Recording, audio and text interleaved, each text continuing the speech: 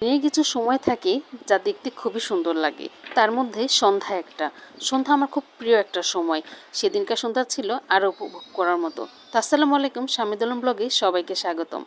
ছাদে গিয়ে মিষ্টুর সাথে দুষ্টুমি করতে করতে সন্ধ্যা উপভোগ করছিলাম, আর ফাঁকেই সবেদা গাছটা দেখে নিচ্ছিলাম। প্রচুর ফুল আর ফল এসেছে।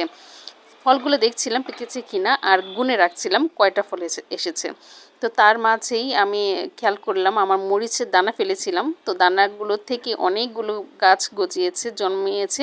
খুবই ভালো লাগছিল, নতুন কিছু দেখতে খুব ভালো লাগে। তো এখানে এই কমলা গাছটাও দানা থেকে হওয়া। কমলা খেয়ে ফেলেছিলাম, তো গাছটা এত বড় হয়েছে। তবে কমলা পাবো কি না, আদৌ হবে কি না তা কিচ্ছু জানি না। প্রচুর পোকা এসেছে এর মধ্যে। আচ্ছা, এই পোকাগুলো কী করলে বা কী ব্যবহার করলে যাবে জানাবেন। তো সবেদাগুলো হাত দিয়ে দেখছিলাম। এখন খুবই ছোট, খুবই শক্ত, পাকে নাই। আর তার পাশে ছিল আমার বাবা কবুতর পালে, তো কবুতর দেখছিলাম। কবুতরগুলো প্রচুর শব্দ করছিল, আমি ছাদে গেলেই শব্দ করে।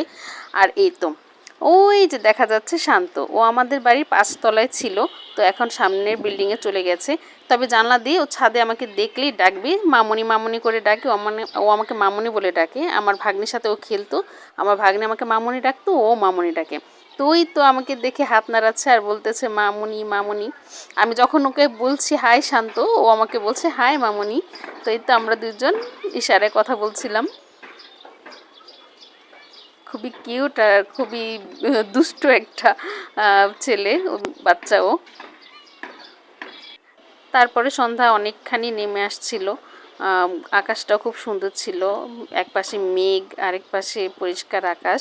সূর্যটা ডুবে যাচ্ছিল, উপভোগ করছিলাম। সন্ধ্যাটা আমার কাছে খুবই ভালো লাগে। আমার ইচ্ছা করে সন্ধ্যা হলে আকাশের দিকে তাকিয়ে থাকি বা ছাদে চলে যাই। তো এই তো আবারও মিষ্টুর দিকে খেয়াল করলাম, বেচারা মন খারাপ করে শুয়েছিল। কি হয়েছে কে জানে। এ তো আমাকে একমাত্র খাবার ছাড়া আর কোনো সময় পাত্তা দেয় না। ওকে আমি যতই ডাকাডাকি করি আর যতই আদর করি, সে একটুও পাত্তা দেবে না।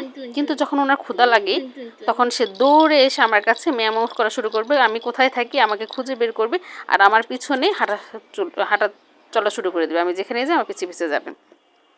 তো সন্ধ্যার পরে নিচে গেলাম আর দেখলাম মেহেদির কোণ চোখে পড়লো। দেওয়া শুরু করে দিলাম। মেহেদি দিতে আমার খুব ভালো লাগে। এই মেহেদি কোণটা আমি মাত্র 30 টাকা দিয়ে কিনেছিলাম। খুব সুন্দর রঙ এসেছিলো মাশাল্লাহ। তো মেহেদি দিয়ে টুনিকে দেখাচ্ছিলাম, দেখো টুনি কেমন হয়েছে। তো তার মাঝে দেখি বাবা দেশীয় ফল নিয়ে এসেছে 2 পদের। আপনারা জানাবেন কারা কি নামে ডাকেন এগুলো। খুব ছোটোবেলা থেকেই আমরা খুব দেশীয় ফল খাওয়ার আমাদের ঘরে অভ্যাস, যে যখন যেটা সিজন হয় আমার বাবা আমার নানু এগুলো আমাদের খুব খাইয়েছে। আমার মা ওনারা বলে যে একবার হলেও সিজনাল ফল খাওয়া দরকার। তো আমরা এটা একটাকে জামরুল বলি, আর এটাকে আমরা গাব বলি। এটা যদিও দেশীয় গাব, খুব কষ হয়, বেশি কিছু খাওয়া যায় না। ওই দানাটা শুধু একটু চুষে, উপরের আবরণটা হালকা একটু খাওয়ার জিনিস। তবে যেহেতু দেশীয় ফল আর বছরে খুব কম সময়ের জন্য পাওয়া যায়, তাই আমরা চেষ্টা করি খাওয়ার। আর এটাকে আমরা জামরুল বলি। তো শেষমেশ 1 কাপ চা দিয়ে শেষ করলাম সন্ধ্যা। সবাই ভালো থাকবেন, আল্লাহ হাফেজ।